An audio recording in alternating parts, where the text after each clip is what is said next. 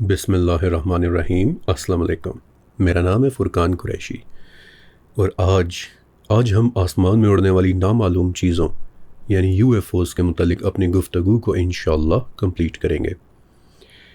آج کی ویڈیو انشاءاللہ بہت ہی مزیدار ہونے والی ہے، اور آج آپ انشاءاللہ اس سے بہت کچھ سیکھیں گے بھی۔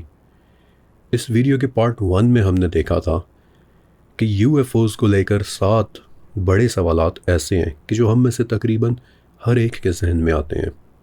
پہلے 2 سوالات تو ہم نے پارٹ 1 میں ہی ڈسکس کر لیے تھے، چنانچہ آج ہم اپنے تیسرے بڑے سوال سے شروعات کرتے ہیں۔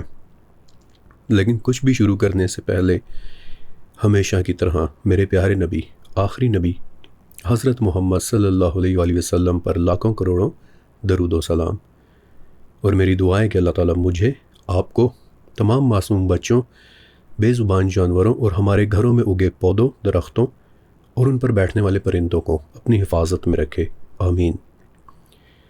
اپنے جانوروں اور پودوں کا بہت زیادہ خیال رکھا کریں۔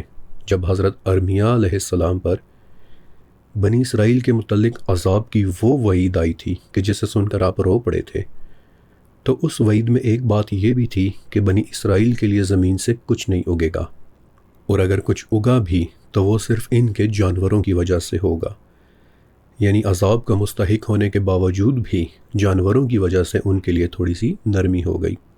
تو اپنے جانوروں اور پودوں کا خاص خیال رکھا کریں، یہ اللہ تعالیٰ کی رحمت اور برکت ہوتے ہیں۔ اور صرف گھر کے جانور ہی نہیں بلکہ باہر اڑنے والے پرندوں کے لیے بھی اپنی چھتوں پر دانہ اور پانی رکھ دیا کریں، یہ بھی محبت کی ایک شکل ہے۔ اوکے، ہماری گفتگو کا تیسرا بڑا سوال کہ اسلامی روایات میں UFOs یا اسی نوعیت کی روایات کیوں نہیں ملتی؟ اس کا جواب 3 باتوں میں چھپا ہوا ہے۔ پہلی بات کہ UFO ایک ماڈرن اصطلاح ہے، یہ آج کے زمانے کا لفظ ہے۔ یہ لفظ آپ کو 100 سال پہلے چھپنے والی دنیا کی کسی کتاب میں نہیں ملے گا، کیونکہ زمانوں کے ساتھ الفاظ اور ووکیبلری بدلتے رہتے ہیں۔ اسی طرح عربز بھی جب آسمان میں کوئی عجیب چیز دیکھتے تو اپنی زبان میں اس کے لیے وہ روشنی، بادل، چمک یا پھر عجائب المخلوقات جیسے الفاظ استعمال کرتے تھے۔ اس کا مطلب یہ ہوا کہ آبزرویشنز ہوئی ہوں گی، ہمیں بس اپنی زبان کے بجائے اس زمانے کی ووکیبلری کے ساتھ ڈھونڈنا ہوگا۔ دوسری بات کہ آج ایک معمولی واقعہ بھی کسی ویڈیو، کسی ٹویٹ، کسی پوسٹ، کسی پوڈ کاسٹ یا پھر کسی بھی آرکائیوز کے اندر محفوظ ہو جاتا ہے، لیکن اس وقت روایت کو محفوظ کرنے کے لیے اسے انتہائی کڑے پروسیس سے گزرنا پڑتا تھا۔ اور آج میں آپ کو روایات اکٹھی کرنے کے متعلق ایک بہت ہی زبردست بات بتاتا ہوں۔ علم الحدیث اور علم الآثار ایک انتہائی منظم اور سخت علم ہے۔ اس کی سختی دیکھ کر حیرت ہوتی ہے کہ کس طرح محدثین نے روایات کو انتہائی کڑے امتحانات سے گزار کر کتابیں لکھی ہیں۔ انہوں نے ویریفیکیشن کا ایک ایسا نظام بنایا ہے کہ جس کی مثال پوری تاریخ میں کہیں نہیں ملتی۔ کسی بھی روایت کو آگے ٹرانسفر کرنے کا عمل 2 چیزوں سے شروع ہوتا ہے: عدالت یعنی بتانے والے کا کردار، اور ضبط یعنی اس کی یادداشت۔ اگر کوئی راوی زندگی میں ایک بار بھی جھوٹ بولتے ہوئے پکڑا جائے کسی بھی بارے میں، تو اس سے ملی ہوئی روایات کینسل، چاہے اس مرتبہ وہ سچ ہی کیوں نہ بول رہا ہو۔ اس کی ایک بڑی ہی مشہور مثال ہے کہ امام بخاری رحمۃ اللہ علیہ کو بتایا گیا کہ فلاں جگہ پر ایک شخص رہتا ہے کہ جس سے آپ کو کچھ احادیث مل سکتی ہیں۔ جگہ بڑی دور تھی، امام بخاری وہاں پہنچے تو دیکھا کہ وہ شخص اپنے بھاگے ہوئے گھوڑے کو خالی کپڑا دکھا کر بلا رہا ہے تاکہ گھوڑا سمجھے کہ اس کے اندر چارہ ہے، اور یہ دھوکہ کھا کر وہ قریب آ جائے۔ تو یہ منظر دیکھ کر امام بخاری واپس آ گئے اور بولے کہ جو شخص ایک بے زبان جانور کو دھوکہ دے سکتا ہے وہ حدیث کے معاملے میں بھی اعتبار کے لائق نہیں ہوگا۔ پھر اس کے علاوہ محدثین نے 5 لاکھ سے زیادہ راویوں کا ایک مکمل ڈیٹا بیس تیار کیا ہے کہ جسے اسماء الرجال کہتے ہیں، اور اس علم میں صرف نام نہیں بلکہ وہ شخص کب پیدا ہوا، کہاں پیدا ہوا، کن اساتذہ سے ملا، بڑھاپے میں اس کی یادداشت کیسی تھی۔ الغرض روایت کا ہر راوی اپنے آپ میں علیحدہ سے ایک کیس فائل ہوتا ہے، اور اگر کسی راوی کی یادداشت بڑھاپے میں کمزور نکل آئے تو اس عمر میں انہوں نے جتنی روایات سنائی تھیں وہ سب کینسل۔ یہ علم اتنا سخت ہے، یہ اتنا سخت ہے کہ محدثین نے اپنے والدین، بھائیوں اور قریبی عزیزوں تک کو نہیں چھوڑا۔ مثلا امام بخاری رحمۃ اللہ علیہ کے استاد تھے علی المدینی رحمۃ اللہ علیہ۔ ایک مرتبہ کسی نے انہی سے ان کے والد کے متعلق پوچھا تو بڑے بوجھل دل کے ساتھ بولے کہ میرے والد روایات کرنے میں ذرا کمزور ہیں۔ یعنی انہوں نے یہ نہیں کہا کہ میرے والد نے کہا ہے تو بالکل صحیح ہوگا، تمہاری جرت کیسے ہوئی مجھ سے پوچھنے کی، تو اس قدر سخت علم ہے۔ پھر راوی کا صرف نیک ہونا بھی کافی نہیں ہوتا۔ مثلا عیان ابن ابی عیاش رحمۃ اللہ علیہ ایک مشہور تابعی تھے کہ جو اپنی عبادت اور زہد کی وجہ سے کافی زیادہ مشہور تھے، ساری رات نمازیں پڑھیں، سارا دن روزے رکھنے، لیکن محدثین نے انہیں متروک کہا ہے، اور اس کی وجہ ایک سادہ مزاج انسان تھے، جو بھی ان کے سامنے کوئی بات بیان کرتا سچ سمجھ کر اسے آگے پہنچا دیتے، اور ان کے صرف اس سادگی کی وجہ سے امام شعبہ رحمۃ اللہ علیہ نے ان سے کوئی روایت نہیں لی۔ الغرض علم الحدیث اور علم الآثار دنیا کا وہ واحد نظام ہے کہ جس نے تاریخ کو بھی ایک سائنٹیفک پروسیس بنا دیا، اور آج یہودی علماء بھی یہ بات ماننے پر مجبور ہیں کہ اس علم کے ذریعے مسلمانوں نے تاریخ نگاری کے وہ سٹینڈرڈ سیٹ کر دیے ہیں کہ جن کو آج تک کوئی نہیں توڑ سکا، اور ہم ذرا سی کوئی روایت ہمارے مزاج کے خلاف آ جائے تو فوراً کہہ دیتے ہیں کہ نہیں یہ تو ضعیف ہوگی۔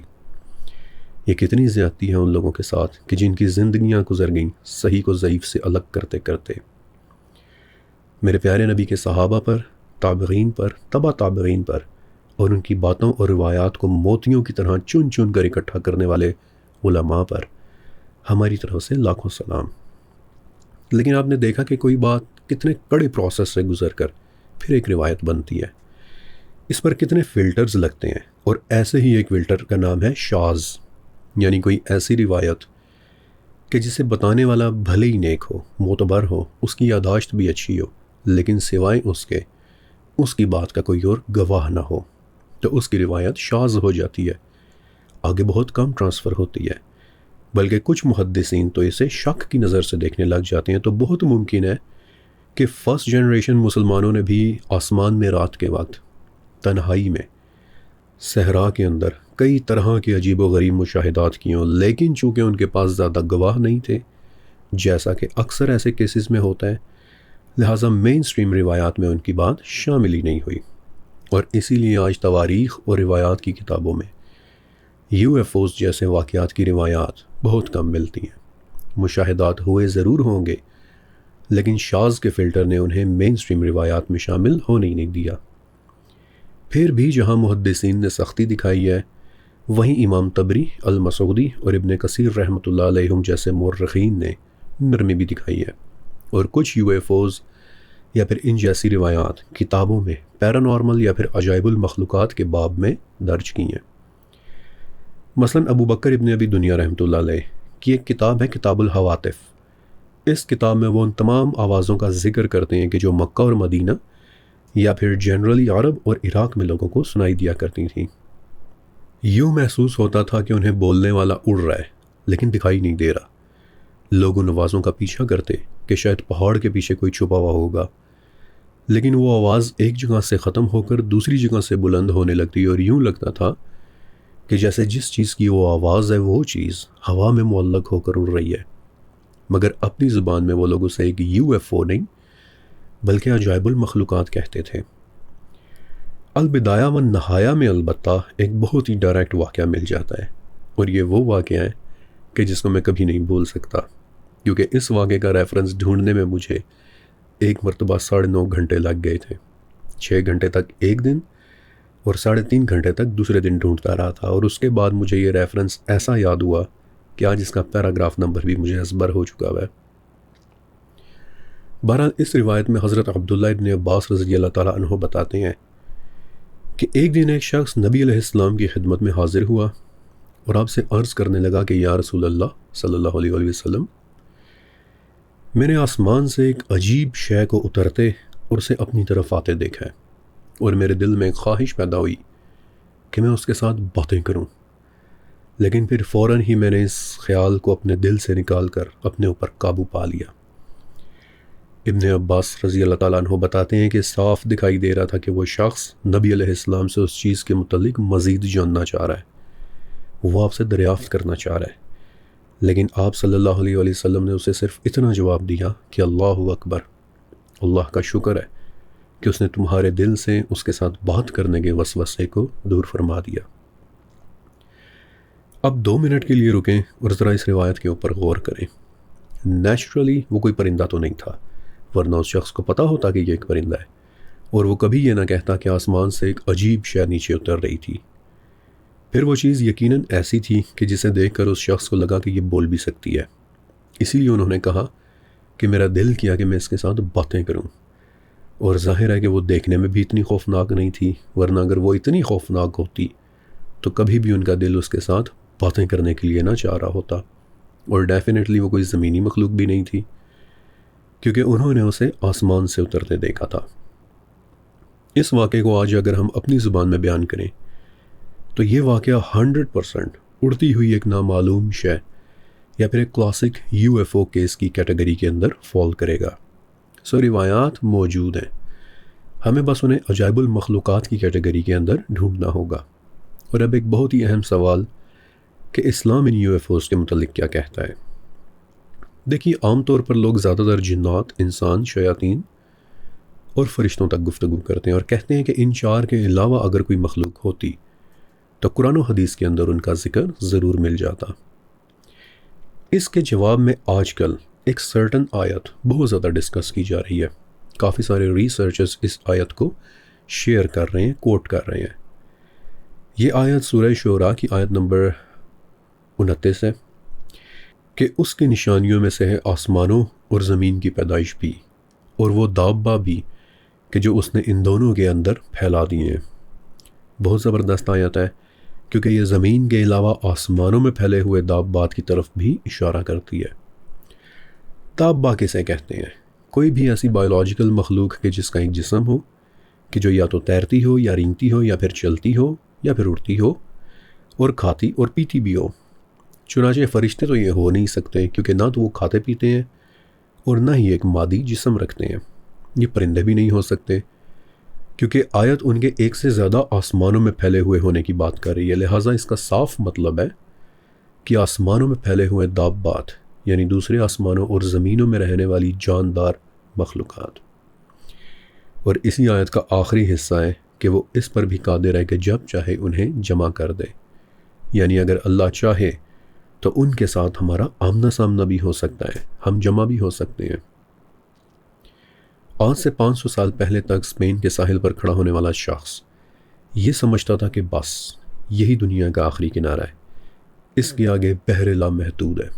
لیکن پھر کولمبس نے پہلی مرتبہ وہ سمندر پار کیا اور امریکہ میں پہلی مرتبہ قدم رکھا اور دیکھا کہ وہاں تو پہلے سے ہی انسان رہ رہے ہیں کہ جن کے متعلق انہیں کچھ پتہ نہیں تھا۔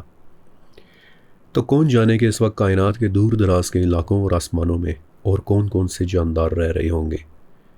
اور اگر آپ پوچھیں کہ بھئی اگر رہ بھی رہے ہیں تو ہمارا ان کے ساتھ کیا تعلق ہے، تو ہمارا سب سے بڑا تعلق یہ ہے کہ ہمارا رب ایک ہے۔ آج کل جو بلیورز ہیں، یعنی ان مخلوقات کی موجودگی پر بلیو کرتے ہیں، وہ الفاتحہ کی پہلی آیت کا حوالہ دیتے ہیں کہ تمام تعریفیں اللہ کے لیے کہ جو تمام عالمین کا رب ہے، اور پھر کہتے ہیں کہ تمام عالمین یہی تو ہیں، یعنی ہر سیارے پر، ہر ڈیمینشن میں ایک نئی مخلوق کہ جس کا مالک اللہ ہی ہے۔ لیکن جو نان بلیورز ہیں، یعنی وہ کہ جو ان مخلوقات کی موجودگی پر یقین نہیں رکھتے، وہ کہتے ہیں کہ عالمین دوسرے سیاروں پر نہیں بلکہ اسی دنیا کی مختلف چیزوں کے گروپس کا نام ہے۔ مثلا درختوں کا ایک عالم ہے، پتھروں کا ایک عالم ہے، پودوں کا ایک عالم ہے، سمندروں کا ایک عالم ہے، اور انسانوں کا ایک عالم ہے۔ یہ اعتراض اپنی جگہ بالکل ٹھیک ہے، لیکن اس کا پھر یہ مطلب بھی بنتا ہے کہ اس کائنات میں جہاں جہاں بھی پتھر ہوں گے اس عالم کا رب اللہ ہی ہوگا، جہاں جہاں بھی درخت ہوں گے اس عالم کا رب بھی ایک ہی ہوگا، اور جہاں جہاں سمندروں کا عالم ہوگا اس کا رب بھی ایک ہی ہوگا۔ ہماری زمین کے علاوہ ایک سیارہ ہے TOI 1452b کہ جس کی پوری سطح سمندر کے ساتھ ڈھکی ہوئی ہے، اس پر کوئی خشکی نہیں۔ لہٰذا اگر سمندروں کا عالم ایک ہے تو پھر یہ عالم تو 1452b کے اوپر بھی موجود ہے اور اس کا رب بھی ایک ہی ہے۔ اور بالآخر اسی طرح انسان، چاہے وہ اس دنیا میں ہو، چاہے وہ عالم برزخ میں ہو، یا چاہے وہ کسی اور سیارے پر کیوں نہ رہ رہے ہو، ان سب کا رب بھی ایک ہی ہے۔ حضرت موسیٰ علیہ السلام پر توریت نازل ہوئی تھی۔ توریت کی چھٹی کتاب کی چوتھی آیت تھی، شما اسرائیل، سن لو اے بنی اسرائیل، ادونائی الہ، ہمارا رب اللہ ہے، ادونائی اخاد، ہمارا رب ایک ہے۔ بہت ہی خوبصورت آیت ہے، اور بائی دا ویز کچھ روایات کے مطابق یہ آیت حضرت موسیٰ علیہ السلام کے آخری الفاظ میں سے تھی، ہمارا رب اللہ ہے، ہمارا رب ایک ہے۔ تو یہ مخلوقات کے جو اس وقت چاہے ماریانا ٹرنچ کی گہرائیوں میں تیر رہی ہوں یا چاہے کسی اور سیارے پر چل رہی ہوں، ہمارا ان کے ساتھ سب سے بڑا تعلق یہ ہے کہ ہمارا رب ایک ہے۔ مسئلہ کہاں پیدا ہوا؟ ہالی ووڈ سے۔ موویز کے ذریعے ان مخلوقات کا تصور ہمارے ذہنوں میں اس طرح کا بنا دیا گیا ہے کہ آج ایک سنجیدہ آدمی کے لیے ان کے وجود پر یقین رکھنا ناممکن سا ہو گیا۔ فلموں میں یہ دکھایا جاتا ہے کہ عجیب فنی قسم کے سبز یا پھر گرے رنگ کے چھوٹے چھوٹے ایلینز آتے ہیں کہ جنہیں لوگ خلائی مخلوق کہتے ہیں، اور وہ بھتنے لوگوں کو اٹھا کر لے جاتے ہیں، یعنی ایلین ابڈکشن ہو جاتی ہے۔ الغرض ان مخلوقات کا وجود ایک مذاق بن کر رہ گیا ہے، لیکن آج میں آپ کو اسلامی روایات میں موجود ایک اصلی ایلین ابڈکشن کا واقعہ بھی سناؤں گا، اور بڑا حیرت انگیز واقعہ ہے۔ لیکن اس سے پہلے ایک سوال کہ ٹھیک ہے کہ مان لیا کہ آسمانوں میں یہ دابات یا پھر آسانی کے لیے ہم انہیں مخلوقات کہہ لیتے ہیں، ٹھیک ہے مان لیا کہ یہ مخلوقات آسمانوں میں پھیلی ہوئی ہیں، لیکن کس جگہ پر؟ کیا بس آسمانوں میں تیر رہی ہیں، فلوٹ کر رہی ہیں؟ یہ بات تو سننے میں بھی بڑی عجیب لگتی ہے۔ تو اس کے جواب میں بلیورز ابن عباس رضی اللہ تعالیٰ عنہ کا وہ قول لاتے ہیں کہ جو انہوں نے سورہ طلاق کی 12ویں آیت کی تفسیر میں فرمایا تھا۔ آیت یہ ہے کہ اللہ وہ ہے کہ جس نے 7 آسمان بنائے اور انہی کی طرح زمین بھی، مثلہن، یعنی 7 آسمانوں کی طرح 7 زمینیں بھی، اور یتنزل الامر بینہن، ان کے درمیان اللہ کا حکم اترتا ہے، یعنی ان کے درمیان بھی کوئی معاملات موجود ہیں کہ جو اللہ کے حکم سے چل رہے ہیں۔ تو ایک آدمی ابن عباس رضی اللہ عنہ کے پاس آیا اور اس آیت کی تفسیر پوچھنے لگا، تو ابن عباس نے فرمایا کہ جس طرح 7 آسمان ہیں اسی طرح 7 زمینیں بھی ہیں، جن کے اندر تمہارے آدم کی طرح آدم موجود ہیں۔ اسی طرح کئی احادیث نبویہ کے اندر بھی 7 زمینوں کا ذکر ہے، جن کے ریفرنس نمبرز میں آپ کے لیے اسکرین کے اوپر لکھ دوں گا۔ لیکن یہاں پر ایک بہت اہم سوال یہ کھڑا ہوتا ہے کہ آسمانوں کے لیے تو قرآن پاک میں واقعی پلورل کا لفظ آیا ہے، یعنی سماوات، لیکن زمین کے لیے ہمیشہ سنگولر لفظ آیا ہے، یعنی ارض۔ تو ایسا کیوں ہے؟ اگر واقعی زمینیں 7 ہیں تو پھر اس کے لیے بھی لفظ پلورل میں ہونا چاہیے تھا، مثلا اراد، اردون یا پھر ارادین وغیرہ۔ تو اس کا جواب بہت سادہ ہے کہ زمین کسی بھی اس سالڈ سرفیس کا نام ہے کہ جس کے اوپر پاؤں رکھ کر کھڑے ہوا جا سکے، ایسی مٹی یا مادہ کہ جس کے اوپر زندگی رہ سکے، وہ زمین ہے۔ اس کی ایک بہت سادہ سی مثال کہ اگر آپ کے پاس سونے کے 10 سکے ہیں تو کبھی بھی آپ ایسے نہیں کہیں گے کہ میرے پاس سونوں کے 10 سکے ہیں۔ اگر آپ کے پاس پانی کے 10 گلاس ہیں تو آپ کبھی بھی یہ نہیں کہیں گے کہ میرے پاس پانیوں کے 10 گلاس ہیں۔ آپ یہی کہیں گے کہ سونا ایک ہی ہے، بس میرے پاس اس کے حصے 10 ہیں۔ تو اسی طرح زمین کی نیچر بھی ایک ہی ہے کہ آپ اس کے اوپر پاؤں رکھ کر کھڑے ہو سکتے ہیں، اب چاہے وہ دنیا کی زمین ہو، چاند کی زمین ہو، مریخ کی زمین ہو، یوروپا کی زمین ہو، بائی نیچر وہ ایک ہی سنگولر زمین ہے۔ جبکہ آسمان میں جس قدر ڈائیورسٹی، تنوع اور بلندیاں ہیں، اس میں اس قدر چیزیں ہیں کہ آسمان کے نام کے ساتھ انصاف صرف ایک پلورل ہی کر سکتا تھا۔ مثلا زمین سے اوپر کی طرف اٹھتے چلے جائیں تو آسمان میں سب سے پہلے ٹروپوسفیئر آئے گا کہ جس میں موسم ہے، پھر اسٹریٹوسفیئر آئے گا کہ جس میں اوزون ہے، پھر میزوسفیئر آئے گا کہ جس میں شہابیوں کا قبرستان ہے، پھر تھرموسفیئر آئے گا کہ جہاں سے خلا شروع ہو جاتی ہے، پھر آیونوسفیئر آئے گا کہ جہاں پر ریڈیو سگنلز والی لہریں سفر کرتی ہیں، پھر ایگزوسفیئر آئے گا کہ جہاں سے ہماری دنیا کی حدود ختم ہو جاتی ہے، پھر وین ایلن ریڈیشن بیلٹ آئے گا کہ جہاں پر خطرناک ترین ریڈیشن شعاعیں پائی جاتی ہیں، اور پھر خلا کا وہ سمندر شروع ہو جائے گا کہ جس میں موتیوں کی طرح کہکشائیں بکھری پڑی ہیں۔ پھر پہلا آسمان رقیہ آئے گا کہ جو پانی کا بنا ہوا ہے، پھر دوسرا آسمان اسفلون آئے گا کہ جو سفید موتیوں کے ساتھ بنا ہوا ہے، پھر اس کے بعد کیدوم آئے گا، اس کے بعد معونہ، پھر رقیہ، پھر چھٹا آسمان دکناک ہے جس پر سدرۃ المنتہا لگا ہوا ہے، اور پھر آخر میں العریبہ یعنی کہ دی عربات کہ جس کے اوپر کرسی ہے۔ تو آسمانوں میں اتنا کچھ ہے کہ اگر صرف سنگولر کا لفظ آ جاتا یعنی آسمان میں یہ سب کچھ ہے تو اتنے بڑے گرینڈیور کی شان ہی ختم ہو جاتی، جبکہ زمین وہ سنگولر سالڈ میٹر ہے کہ جس پر زندگی بس سکتی ہے، اور اسی لیے قرآن میں اس کا نام بھی سنگولر آیا، ورنہ اس کی تعداد ایک سے زیادہ ہی ہے۔ آپ کو سورہ عصر یاد ہے؟ والعصر، قسم ہے زمانے کی، ان الانسان لفی خسر، بے شک انسان خسارے میں ہے۔ کون سا انسان؟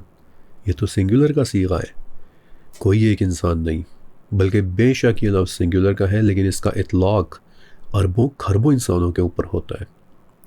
یہ سنگولر لفظ پوری انسانی سپیشیز کو ریپرزینٹ کرنے کے لیے کافی ہے، اور اسی طرح ارض کا لفظ بھی اس چیز کو ریپرزینٹ کرنے کے لیے سنگولر میں بھی کافی ہے کہ جس کے اوپر ہم پاؤں رکھ کر کھڑے ہو سکتے ہیں، حالانکہ اس کے حصے ایک سے بہت زیادہ ہیں، اور یہی وہ حصے ہیں کہ جن میں اللہ تعالیٰ کی دوسری مخلوقات رہ رہی ہوں گی۔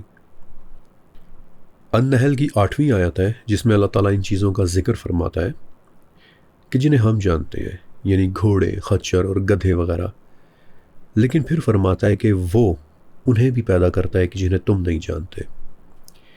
اب قرآن پاک قیامت تک کے لیے ہے، چنانچہ قیامت تک ایسی مخلوقات رہیں گی کہ جنہیں ہم نہیں جانتے، چاہے ہم کتنی ہی نئی سپیشیز کیوں نہ ڈسکور کر لیں۔ اس آیت کے بقول اتنا کچھ جاننے کے باوجود بھی کئی مخلوقات کو ہم تا قیامت نہیں جان سکیں گے۔ اس بات کو سپورٹ سورہ مدثر کی آیت نمبر 31 بھی کرتی ہے کہ تمہارے رب کے لشکروں کو سوائے اس کے اور کوئی بھی نہیں جانتا۔ تو یہاں پہنچ کر اتنا تو اسٹیبلش ہو جاتا ہے کہ انسان، فرشتوں، جنات اور شیاطین کے علاوہ بھی مخلوقات موجود ہیں کہ جو آسمانوں بھر میں پھیلی ہوئی ہیں، لیکن کیا یہ یو ایف اوز وہی مخلوقات ہیں؟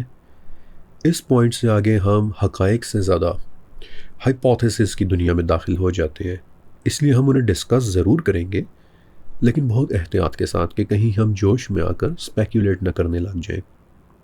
آپ کو پتہ ہے کہ 20ویں صدی کے اوائل میں لوگوں نے جب پہلی مرتبہ پلانٹ وینس کی سطح کو ٹیلیسکوپ کے ساتھ دیکھا تو انہیں صرف بادل دکھائی دیے تھے، تو انہوں نے سوچا کہ اچھا وہاں پر اتنے بادل ہیں تو اس کا مطلب ہے وہاں خوب بارش ہوتی ہوگی، اگر خوب بارش ہوتی ہوگی تو اس کا مطلب ہے کہ وہاں کیچڑ بھی بہت زیادہ ہوگا، اچھا اگر کیچڑ بہت زیادہ ہوگا تو اس کا مطلب ہے کہ وہاں رہنے والی مخلوق کی ٹانگیں بڑی لمبی ہوں گی تاکہ وہ کیچڑ کے اندر ڈوب نہ جائیں، اچھا تو اگر ٹانگیں لمبی ہوں گی تو مطلب ہے کہ پھر وہ ڈائناسورز ہوں گے۔ تو آپ نے دیکھا کہ آبزرویشنز زیرو مگر نتیجہ ڈائناسورز، لہٰذا یہ کام ہم نہیں کریں گے، بلکہ قرآن و حدیث اور پھر آج کے جدید علوم کے ذریعے ہم ان کی حقیقت جاننے کی کوشش کریں گے۔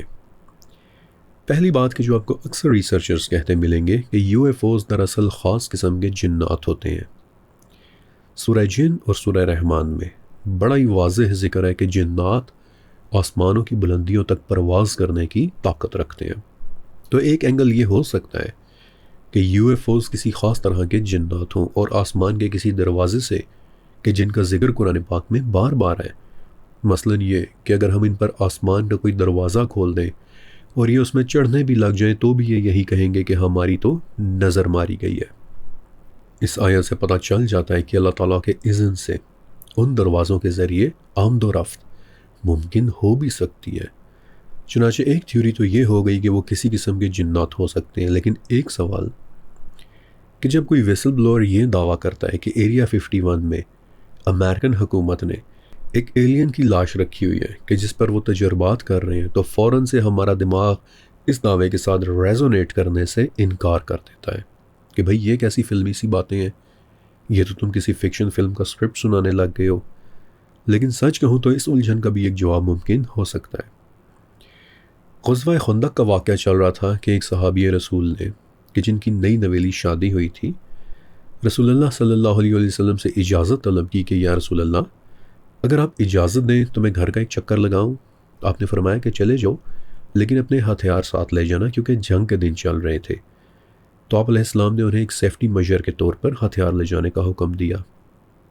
بہرحال صحابی نے ہتھیار اٹھا لیے، مگر جب گھر پہنچے تو دیکھا کہ بیگم تو باہر دروازے میں کھڑی ہوئی ہیں۔ صحابی کو غصہ آ گیا اور نیزے کو بیگم کی طرف کر لیا، تو بیگم بولی کہ رکو، پہلے یہ تو دیکھ لو کہ میں کس چیز کی وجہ سے باہر آئی ہوں۔ صحابی گھر کے اندر گئے، دیکھا کہ ایک بہت بڑا سانپ ہے کہ جو بستر کے اوپر کنڈلی مار کر بیٹھا ہوا ہے۔ صحابی نے نیزہ اٹھایا اور اس کے اوپر حملہ کر دیا، اور اس مقام پر آ کے باقی صحابہ بتاتے ہیں کہ اب ہمیں نہیں پتا کہ پہلے کس نے کس کو مارا، یعنی سانپ نے صحابی کو مارا یا صحابی نے سانپ کو۔ باقی صحابہ بھاگے بھاگے نبی علیہ السلام کی خدمت میں پہنچے اور عرض کی کہ یا رسول اللہ صلی اللہ علیہ وسلم، وہ نوجوان، اللہ سے دعا کریں کہ وہ زندہ ہو جائے۔ لیکن آپ نے فرمایا کہ نہیں، اب اس کی مغفرت کی دعا کرو۔ وہ سانپ مدینہ کا ایک جن تھا کہ جو اس کے گھر کے اندر بیٹھا ہوا تھا۔ یہ حدیث ہمیں ایک ایسے فینومینا کو سمجھنے میں ہیلپ کر سکتی ہے کہ جسے آج جنات کی فزیکل مینیفیسٹیشن کہتے ہیں، یعنی ان کا ایک مادی وجود میں آ جانا اور پھر اسی کے اندر سٹک ہو جانا۔ اسلامی عقیدے کے مطابق جنات اور دوسری غیر مرئی مخلوقات عام طور پر دکھائی نہیں دیتی، لیکن ایسی روایات موجود ہیں کہ جن میں انہوں نے فزیکلی مینیفیسٹیشن کی ہے۔ میں تمام روایات تو یہاں بیان نہیں کر رہا، لیکن ایک صحابی نے ایک جن کو ایک ایسے لڑکے کی صورت میں بھی دیکھا تھا کہ جس کے ہاتھ کتوں کی طرح تھے، پھر سانپوں، چوہوں، حتیٰ کہ سہ یعنی پورکیوپائن کی شکل میں بھی جنات کے آنے کی روایات مل جاتی ہیں، حتیٰ کہ انسانوں یا پھر انسان نما روپوں میں بھی۔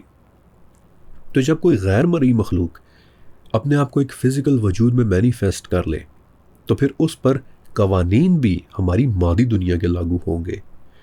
اس وقت اسے اگر کوئی چوٹ لگے تو وہ زخمی بھی ہوگی، جیسا کہ صحابی نے سانپ کی صورت میں موجود جن کا قتل کر دیا تھا، کتے کے جیسے ہاتھوں والے لڑکے کو پکڑ لیا تھا۔ اگر وہ مخلوق اپنی مینیفیسٹیشن کی حالت میں پکڑی جائے اور بالخصوص ماری جائے تو اس کا جسم اسی حالت میں ویسے کا ویسا رہ جاتا ہے، جیسا کہ صحابہ نے مدینہ کے جن کے مرنے کے بعد بھی اس کو سانپ والی شکل میں ہی دیکھا تھا۔ تو جنہیں یہ وسل بلورز خلائی مخلوقات کہتے ہیں کہ وہ امریکہ کی قید میں ہیں اور خاص سائنسدان ان پر تجربات کرتے ہیں، تو ہو نوز کہ وہ مخلوقات کسی طرح کے جنات ہی ہوں کہ جو ایک شکل میں فزیکلی مینیفیسٹ ہونے کے بعد اپنی کمزور حالت کے دوران قید کر لیے گئے، اور جب ان کے متعلق معلومات لیک ہوئیں تو یہی چہرہ وہ مشہور پوسٹر بن گیا کہ جو خلائی مخلوق کے نام سے آج ہم سب پہچانتے ہیں۔ جس شکل کو ہم فلموں میں دیکھتے ہیں، بہت ممکن ہے کہ یہ فزیکلی مینیفیسٹ ہوئے کسی جن کی اپنی اوریجنل شکل ہو کہ جو ہمیشہ کے لیے دنیا میں خلائی مخلوق کے طور پر مشہور ہو گیا۔ اوکے، آگے میں آپ کو بڑی ہی دلچسپ بات بتانا چاہتا ہوں۔ دو غیر سرکاری ادارے ایسے ہیں کہ جو پوری دنیا میں کام کرتے ہیں، ایک میوفون اور دوسرا نیوفارک۔ یہ لوگ پوری دنیا سے یو ایف اوز اور غیر انسانی مخلوقات کا ڈیٹا ٹریک کرتے ہیں، اور بقول ان کے ہر سال 200 سے 500 کے درمیان رپورٹس ایسی ہوتی ہیں جن میں لوگ یہ دعویٰ کرتے ہیں کہ انہیں غیر انسانی مخلوق یا پھر یو ایف اوز اپنے ساتھ لے گئی تھیں، اور وہ لوگ یہ بھی کہتے ہیں کہ یہ دعویٰ کرنے والوں کی اصل تعداد اس سے کہیں زیادہ ہے، لیکن وہ رپورٹ اس لیے نہیں کرتے کہ لوگ انہیں پاگل سمجھیں گے۔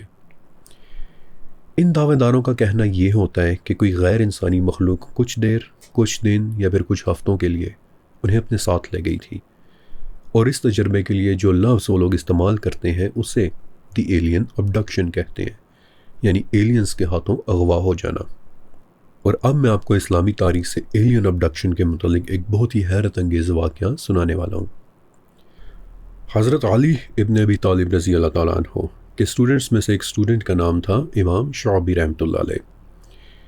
امام شعبی حدیث کے معاملے میں اس قدر ٹیلنٹڈ انسان تھے کہ اسماء الرجال کی کتاب السیر الاعلام النبلہ میں بتاتے ہیں کہ پچھلے 20 سال کے دوران میرے سامنے سے کوئی حدیث ایسی نہیں گزری کہ جسے میں نے پہلے سے پڑھ نہ رکھا ہو، یعنی حدیث کا اس قدر علم رکھتے تھے۔ اور کیوں نہ رکھتے، ان کے اساتذہ کی لسٹ چیک کریں۔ علی بن ابی طالب رضی اللہ تعالیٰ عنہ، ابو ہریرہ رضی اللہ تعالیٰ عنہ، انس بن مالک رضی اللہ تعالیٰ عنہ، عائشہ صدیقہ رضی اللہ تعالیٰ عنہ، اور ان کے علاوہ 45 جلیل القدر صحابہ اور بھی۔ یہ معلومات میں آپ کو اس لیے دے دیتا ہوں تاکہ آپ کو پتہ چل جائے کہ جن کا واقعہ میں آپ کے ساتھ شیئر کرنے والا ہوں وہ کوئی عام مصنف نہیں بلکہ ایک بہت بڑے درجے کی شخصیت تھے۔ تو امام شعبی اپنے زمانے کے ایک شخص عمرو ابن مالک کا واقعہ سناتے ہیں کہ جسے امام خرائطی رحمۃ اللہ علیہ نے اپنی کتاب الہواتف الجنان میں لکھ لیا تھا۔ کہتے ہیں کہ عمرو کی ایک بیٹی تھی، چھوٹی بیٹی 7 یا 8 سال کی، کہ جسے ایک رات عمرو نے پانی لینے کے لیے کنویں پر بھیجا، لیکن کنویں پر جانے کے بعد وہ بچی گم ہو گئی۔ عمرو بتاتے ہیں کہ ہم نے بیٹی کی تلاش میں پورا کنواں کھود ڈالا، کوئی پہاڑ، کوئی قبیلہ، کوئی گھاٹی نہیں چھوڑی کہ جہاں ہم نے نہ ڈھونڈا ہو، لیکن دوبارہ ہمیں اس بچی کا کچھ پتہ نہیں چلا، حتیٰ کہ اس بات کو ایک طویل عرصہ بیت گیا اور ہمارے دلوں میں اس بچی کی صرف ایک یاد باقی رہ گئی کہ ایک رات میں صحرا کے اندر اپنا خیمہ لگائے بیٹھا تھا کہ دور سے مجھے ایک سایہ آتا دکھائی دیا، اور جب وہ میرے قریب پہنچا تو میں نے فوراً پہچان لیا کہ یہ تو میری گم شدہ بیٹی ہے۔ میں اسے گلے لگا کر بے تحاشا رویا، لیکن جب میری حالت سنبھلی اور میں نے روشنی میں غور سے اپنی بیٹی کا چہرہ دیکھا تو میں شدید گھبرا گیا۔ عجیب لمبے ناخن، جگہ جگہ سے گرے ہوئے بال، اور جسم ایسا کہ جیسے گوشت نام کی کوئی شے ہی نہ بچی ہو۔ بہرحال میں بیٹی کو گھر لے آیا، دن گزرتے گئے، اور جب اس کی صحت سنبھلنا شروع ہوئی تو ہم نے اسے پوچھا کہ بیٹی تمہارے ساتھ کیا ہوا تھا؟ بولی کہ بابا جس رات آپ نے کنویں سے مجھے پانی لینے کے لیے بھیجا تو کنویں کے اندر سے کالے رنگ اور لمبے قد کا ایک سایہ نکلا کہ جو مجھے اپنے ساتھ لے گیا، اور وہ کوئی انسان نہیں تھا۔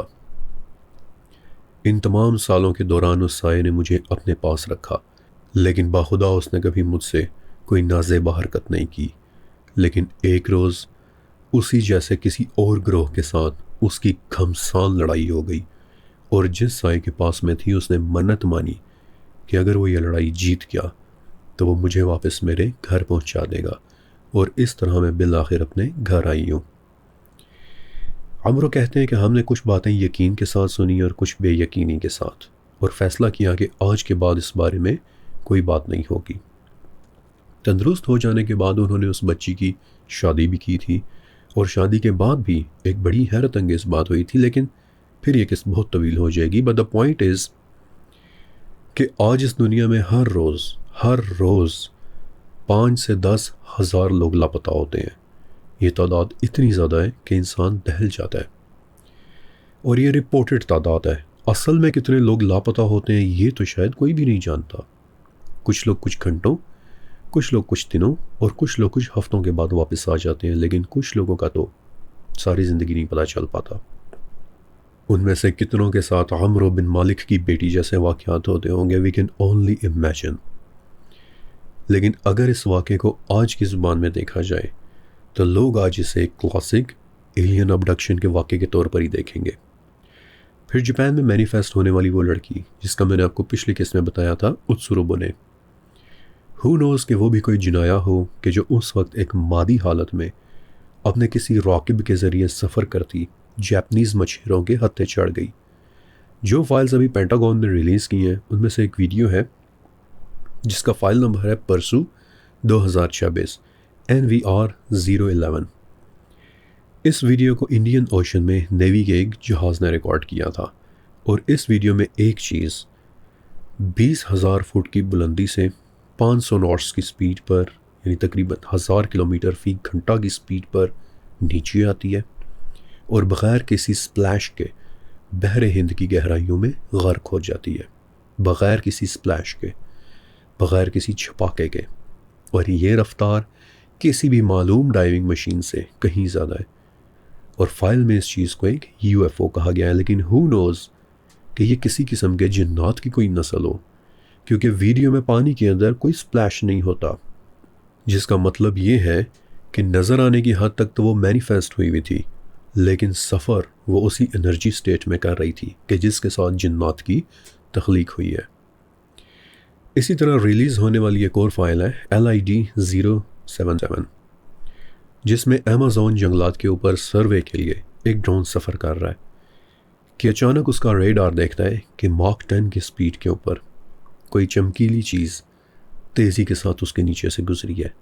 ماک 10 کی سپیڈ کلومیٹرز میں آپ کو پتہ ہے کتنی بنتی ہے؟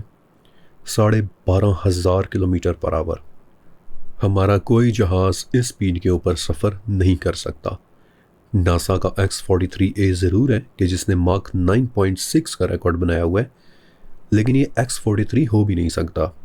کیونکہ سب سے حیرت کی بات یہ ہے کہ اتنی رفتار کے باوجود وہ چیز کسی بھی قسم کی شاک ویو پیدا ہی نہیں کر رہی تھی، اور X-43 کے لیے یہ ایک ناممکن سی بات ہے۔ یوں لگ رہا تھا کہ جیسے وہ چیز مادے کی نہیں بلکہ انرجی بیسڈ چیز ہو، لیکن اس وقت وہ فزیکلی مینیفیسٹ ہوئی بھی تھی، تو اٹ کوڈ بی جنات۔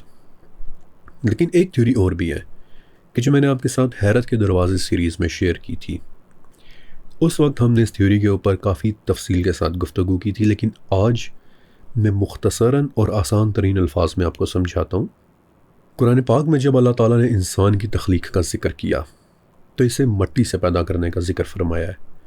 انسان کی اصل مٹی ہے، طین، تراب، سلسال، اور مٹی میں کیا ہوتا ہے؟ مختلف معدنیات اور عناصر، یعنی oxygen, silicone, aluminium, iron, calcium, sodium, potassium, magnesium وغیرہ۔ آپ نے اکثر سنا بھی ہوگا کہ فلاں شخص کو آئرن کی کمی ہو گئی ہے یا فلاں شخص کو کیلشیم کا روگ لے ڈوبا ہے۔ لیکن ان تمام ایلیمنٹس میں سب سے اہم ہے کاربن، اور کاربن ہی کیوں؟ کیونکہ یہ باقی تمام ایلیمنٹس کے ساتھ مل جاتی ہے۔ باقی کوئی بھی عنصر ایسا نہیں کرتا، وہ تھوڑے سے ضدی ہوتے ہیں، جبکہ کاربن اس کائنات کی سب سے ملنسار عنصر ہے۔ اسی لیے ہمارے جسم کی ہر چیز کے اندر کاربن مل جاتی ہے، ہمارے گوشت میں، سکن میں، سیلز میں، یہاں تک کہ ڈی این اے میں بھی۔ اور اسی لیے ہم ایک کاربن بیسڈ لائف کہتے ہیں، کاربن سے بنی ہوئی زندگی۔ اور مٹی کا یہ جسم مٹی سے لے کر مٹی تک ہی کا سفر کرتا ہے۔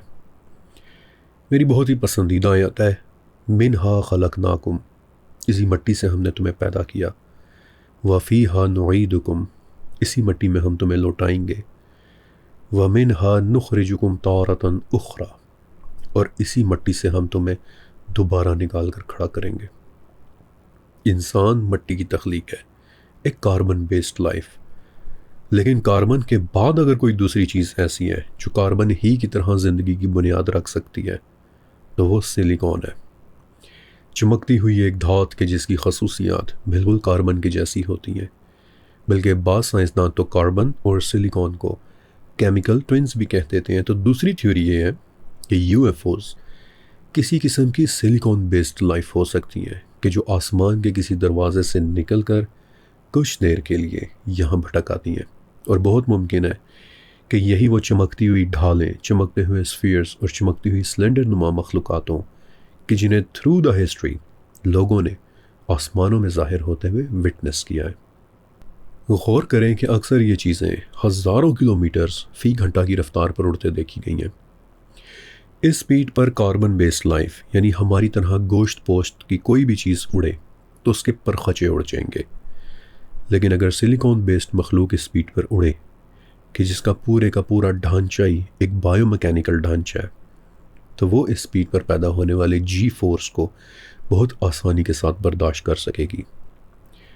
دوسری چیز، ان سے نکلنے والی روشنی کہ جو 50% سے بھی زیادہ رپورٹس میں بتائی جاتی ہے کہ ان کے جسم میں سے چمکتی ہوئی روشنی نکل رہی تھی۔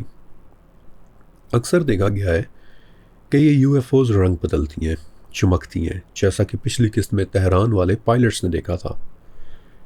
آپ کو پتہ ہے کہ گہرے سمندروں کی اکثر مخلوقات، مثلاً جیلی فش وغیرہ، اندھیرے میں زندہ رہنے اور ایک دوسرے سے کمیونیکیٹ کرنے کے لیے اپنے جسم سے ایک خاص طرح کی روشنی نکالتے ہیں کہ جسے بائیولومینیسنس کہتے ہیں۔ لہٰذا بہت ممکن ہے کہ جب یہ یو ایف اوز اپنے رنگ بدلتی ہیں یا چمکتی ہیں تو یہ روشنیاں کسی تشتری کی کوئی آرٹیفیشل لائٹس نہیں، بلکہ ان کا اپنا نیچرل بائیولومینیسنس ہوتا ہے کہ جو دکھاتا ہے کہ وہ سانس لے رہی ہیں، ایک دوسرے سے کمیونیکیٹ کر رہی ہیں، یا پھر ہو نوز کہ اپنے جذبات کا اظہار کر رہی ہیں۔ جب سمندروں میں کسی بائیولومینیسنٹ جیلی فش پر کوئی پریڈیٹر اٹیک ہوتا ہے تو وہ فوراً سے اپنے جسم سے ایک تیز روشنی نکالتی ہے کہ جسے سائنس کی زبان میں دی برگلر الارم افیکٹ کہتے ہیں۔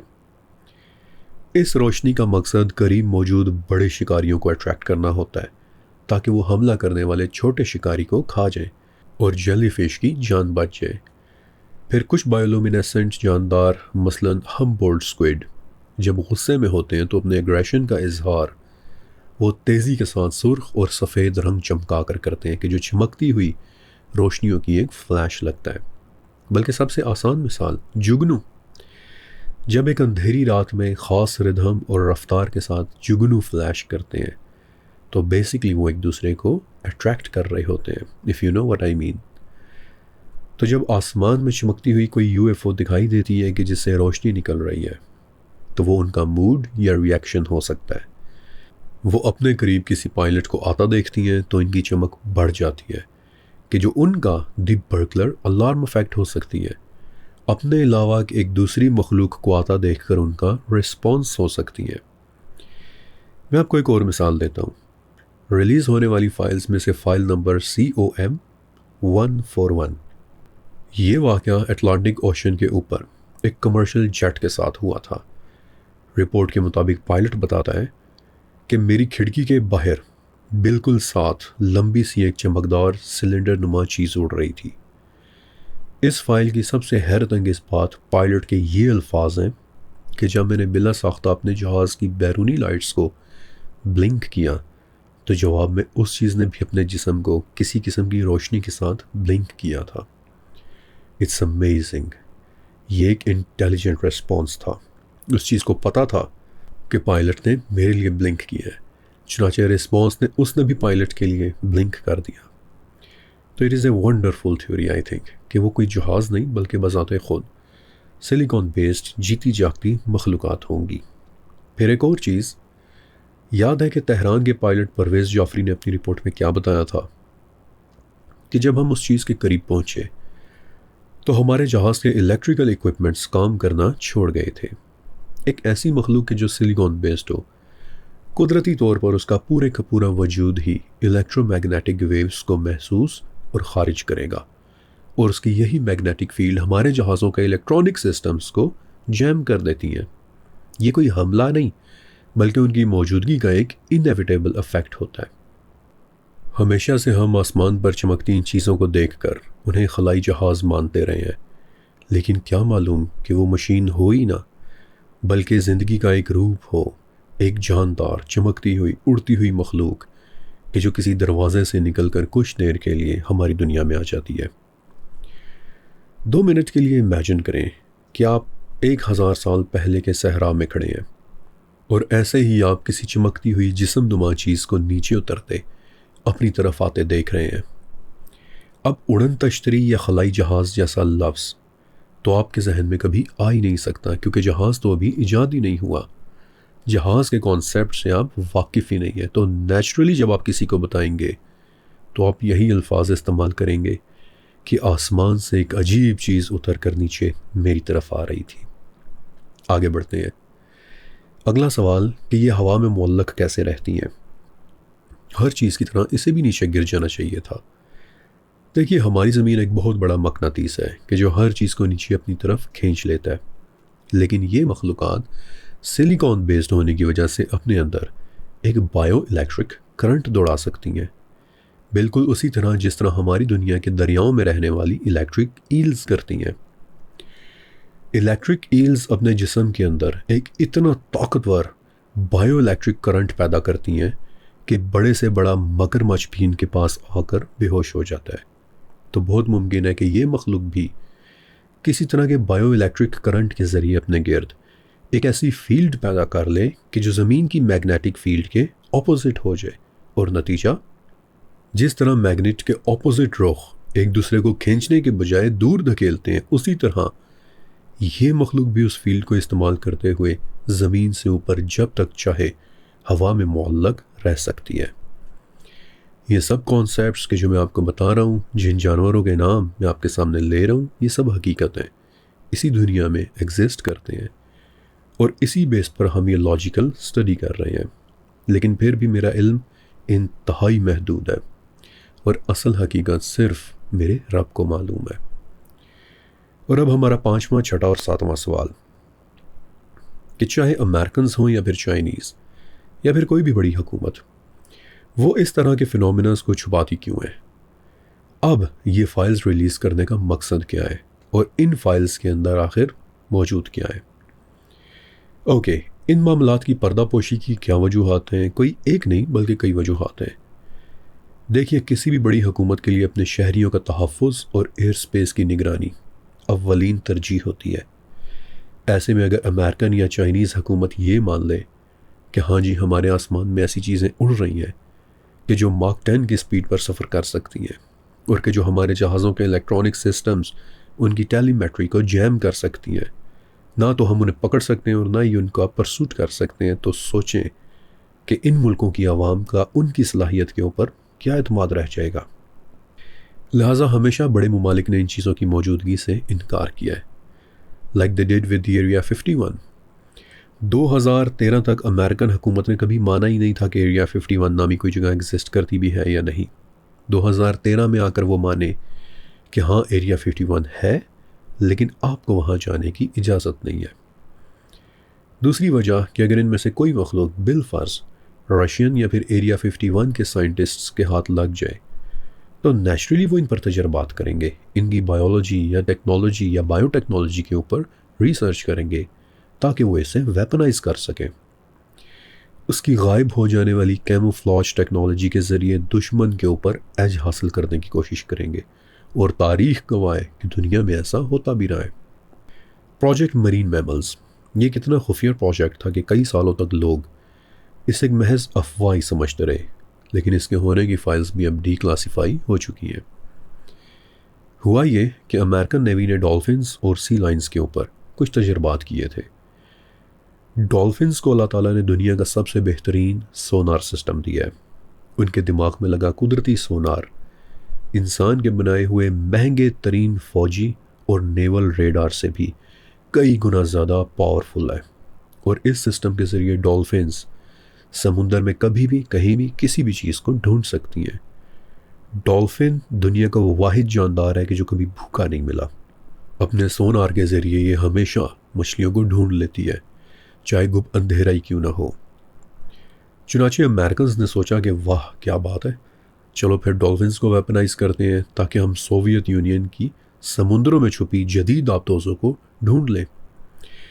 لہٰذا ڈولفنز کو پکڑ کر ان پر تجربات شروع ہو گئے کہ جن کے متعلق دنیا کو کچھ پتہ نہیں تھا۔ تو آپ خود سوچیں کہ اگر ان کے ہتھے ماک 10 کی سپیڈ سے اڑنے اور خود کو ایمبینٹ لائٹ میں کیموفلاج کرنے والی کوئی مخلوق ہتھے چاڑ جائے تو کیا وہ پوری دنیا میں اعلان کرتے پھریں گے کہ بات سنو بڑی زبردست چیز ہاتھ لگی ہے؟ کبھی بھی نہیں، وہ ہمیشہ اس کی موجودگی سے انکار کریں گے۔ چھٹا سوال کہ پھر اب یہ فائلز ریلیز کرنے کا کیا مقصد ہے؟ تو اس کی بھی ایک نہیں بلکہ کئی وجوہات ہیں، اور سب سے بڑی وجہ یہ ہے کہ اب پردہ پوشی ان کے لیے بھی ناممکن ہو چکی ہے۔ پچھلے کچھ سالوں میں اتنے زیادہ ویسل بلورز اور ایکس آفیسرز سامنے آئے ہیں کہ جنہوں نے حلف اٹھا کر یہ گواہیاں دی ہیں کہ امریکن حکومت یو ایف اوز کے متعلق فائلز کو چھپا رہی ہے۔ مزید انکار کر پانا اب پینٹاگون کے لیے بھی ناممکن ہو گیا تھا۔ سوشل میڈیا کا دور ہے، جب بھی کوئی فارمر پریزیڈنٹ کسی پوڈ کاسٹ میں جا کر بیٹھتے تو انٹرویورز بیچ میں خفیہ فائلز اور یو ایف اوز کے متعلق سوالات شروع کر دیتے۔ بلکہ آپ نے دیکھا ہی ہوگا کہ کوئی 2 ماہ پہلے امریکہ کے ایک former president mister Barack Obama سے ہوئی ایک پوڈ کاسٹ کا کلپ بھی بہت وائرل ہوا تھا کہ جس میں ان سے یو ایف اوز اور ایریا 51 کے متعلق سوال کیا گیا تھا۔ چنانچہ کئی سالوں سے پریشر گروپس امریکن حکومت کے اوپر دباؤ ڈال رہے تھے کہ یو ایف او ریکارڈ کو پبلک کیا جائے، جو چھپایا جا رہا ہے وہ بتا دیا جائے۔ چنانچہ اب زیادہ عرصے تک خاموش رہ پانا ممکن نہیں تھا، لیکن جو کچھ انہوں نے ڈسکلوز کیا بھی ہے وہ بھی بہت زیادہ کنٹرول کے ساتھ کیا ہے۔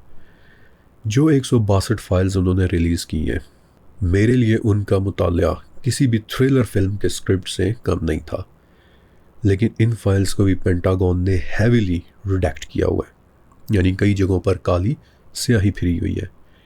مثلا ایک فائل کے اندر ایک جگہ لکھا ہے 2x round white hot UAPS dynamic south record, یعنی یہاں کسی ایسی چیز کا ذکر ہو رہا ہے کہ جو سائز میں بڑی ہے، بہت بڑی ہے، انتہائی گرم اور سفید ہے، اور وہ ریکور کی گئی ہے، یعنی کہیں سے ڈھونڈی گئی ہے، کہیں سے نکالی گئی ہے۔ لیکن اس جملے سے پہلے کے 6 صفحے مکمل طور پر ریڈیکٹ ہوئے ہوئے ہیں، یعنی کہاں سے ریکور ہوئی ہے، کس نے کی ہے، اس چیز کی نیچر کیا ہے، زندہ ہے، مردہ ہے، کوئی مخلوق ہے، دیکھنے میں کیسی ہے، کیا ہے، یہ معلومات مکمل طور پر ریڈیکٹ کر دی گئی ہیں، یعنی دکھا بھی دیا مگر چھپا بھی لیا۔ اور یہ چیز بتاتی ہے کہ فائلز ریلیز کرنے کے باوجود بھی پینٹاگون اس نیریٹو کو اپنے ہاتھ میں رکھنا چاہتا ہے. یعنی لوگ بہت زیادہ پریشر ڈال رہے ہیں، چنانچہ انہیں تھوڑا بہت دے بھی دو، لیکن اس طرح دو کہ یہ چپ بھی ہو جائیں اور انہیں کچھ پتہ بھی نہ چلے. اور ساتواں اور آخری سوال کہ ان فائلز میں آخر ہے کیا؟ کچھ فائلز آسمان میں دیکھی جانے والی مخلوقات کے متعلق آنکھوں دیکھے واقعات کی سرکاری رپورٹس ہیں. کچھ فائلز آڈیو ریکارڈنگز کی صورت میں ہیں. کچھ سرکاری میموز ہیں کہ جن میں یو ایف اوز کے متعلق بات چیت ہو رہی ہے. اور بہت ساری ویڈیوز ہیں کہ جن میں سے کچھ ویڈیوز آپ نے دیکھی بھی ہوں گی. چنانچہ سب سے پہلا شک کہ جو ذہن میں آتا ہے وہ یہ ہے کہ کیا یہ ویڈیوز فیک ہو سکتی ہیں؟ تو ہاں جی، بالکل ہو سکتی ہیں. لیکن اگر یہ ویڈیوز فیک ہوتی تو اب تک رشیا اور چائنا جیسے طاقتور ٹیکنالوجی والے ملک ان کے فیک ہونے کا پول کھول چکے ہوتے. لیکن ان فائلز پر تمام بڑی انٹرنیشنل قوتیں بالکل خاموش ہیں، اور اس لیول پر خاموشی کا مطلب تائید ہوتا ہے.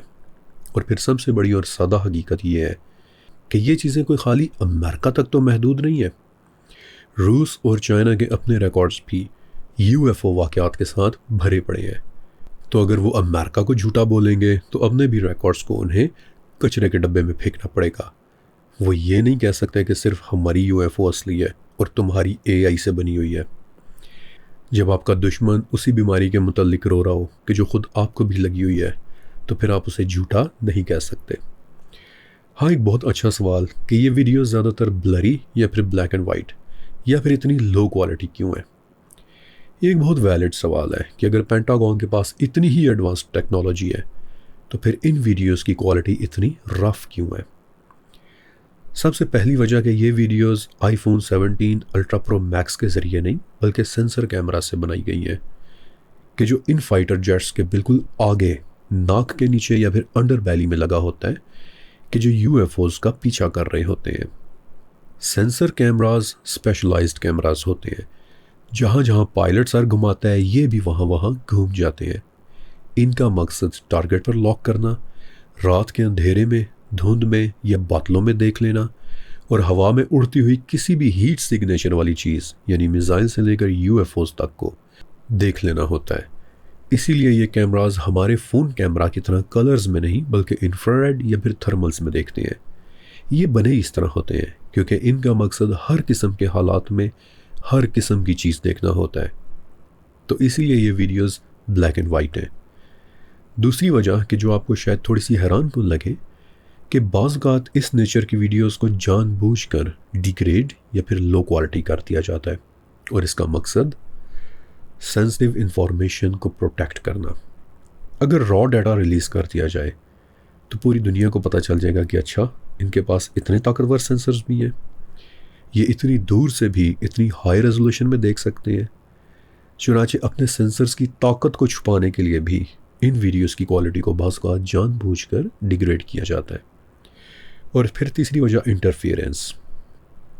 ان مخلوقات کے گرد پھیلی انتہائی طاقتور الیکٹرو میگنیٹک فیلڈ کہ جو ویسے ہی ویڈیوز کے اندر بہت زیادہ نوائز اور انٹرفیئرنس لے آتی ہے. آپ میرے مائک میں لگی ایک ریڈ کیبل دیکھ رہے ہوں گے. یہ میں کچھ دن پہلے ہی نئی خرید کر لایا تھا کیونکہ میری پرانی کیبل خراب ہو گئی تھی. اب جب میں اسے ریکارڈنگ ٹیسٹ کر رہا تھا تو چاہے جتنی مرضی خاموشی کر لوں میری ریکارڈنگ میں ایک عجیب سا نوائز، ایک شور آ رہا تھا. کھڑکی بند، پنکھا بند، موبائل فون بند، لیکن شور ختم ہی نہ ہو. تو 1 گھنٹے سے زیادہ میں عجیب الجھن میں پڑا رہا کہ یہ شور کہاں سے آ رہا ہے. لیکن جو ہی اس تار کو میں نے زمین سے اٹھا کر ٹیبل کے اوپر رکھا تو شور غائب ہو گیا.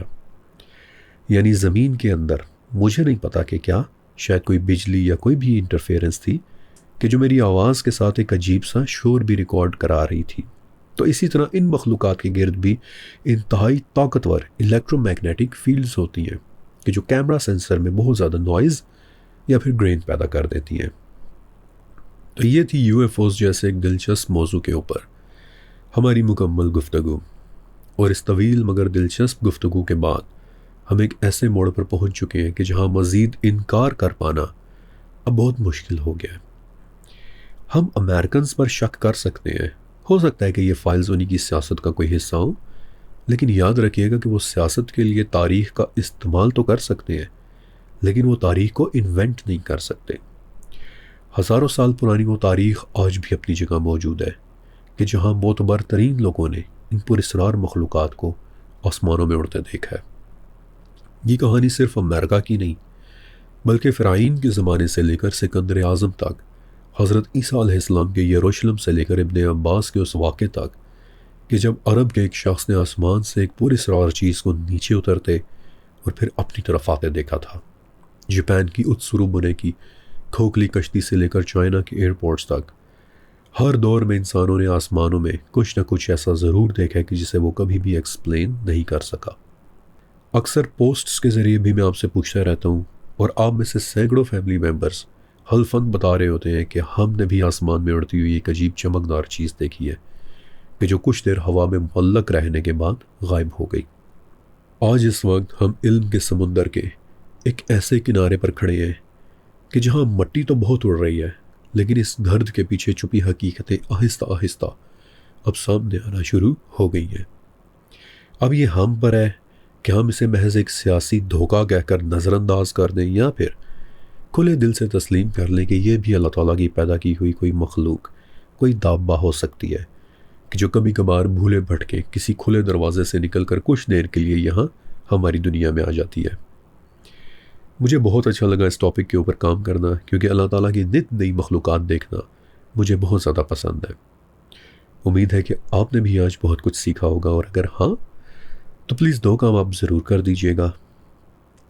ایک تو یہ کہ اس ویڈیو کو پلیز لائک کر دیجئے گا تاکہ یہ دلچسپ اور مفید معلومات ہماری یوٹیوب فیملی کے باقی ممبرز تک بھی پہنچ جائے، اور دوسرا یہ کہ نیچے کمنٹ سیکشن میں لکھے میرے پن کمنٹ، میرے ٹاپ کمنٹ کو ایک مرتبہ ضرور پڑھ لیجئے گا، کیونکہ سیریز کو اسی طرح آسانی کے ساتھ جاری رکھنے کے لیے اس کمنٹ میں آپ سب کے لیے میری طرف سے ایک بہت ضروری پیغام ہے۔ شکریہ اور اللہ حافظ۔